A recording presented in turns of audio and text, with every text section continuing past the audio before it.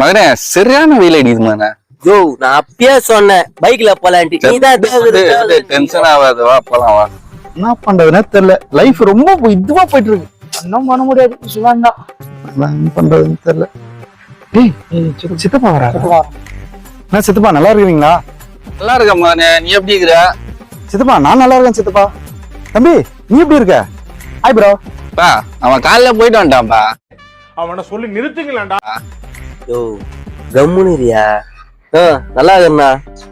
இப்ப என்னப்பா பண்ற, எங்க வேலை செய்யற? சித்தப்பா நான் ரொம்ப சந்தோஷமா இருக்கிறேன் சித்தப்பா. ஐடி கம்பெனில வேலை கிடைச்சிச்சு. மாசம் 1.5 லட்ச ரூபா சம்பளம். ஒரு கார் ஒண்ணு வாங்கினேன். இப்பதான் ஒரு வீடு கட்டி பிடிச்சா சித்தப்பா. அப்பாவி என்னடா அப்படி புழுவுற? சரிப்பா நல்லா இருப்பா, நான் வரேன்பா. அப்படி புழுவுற அந்த ஆளுகிட்ட.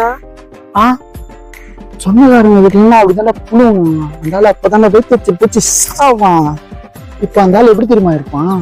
என்னடா இப்படி வந்துட்டானே, ஐயோ நம்ம இப்படியே இருக்கிறோமே அப்படின்னுவான். ரொம்ப வச்சு சாவான் அந்த ஆளு. என்ன அவனே இவனுக்கு நல்லா இருக்கன்றானுங்க.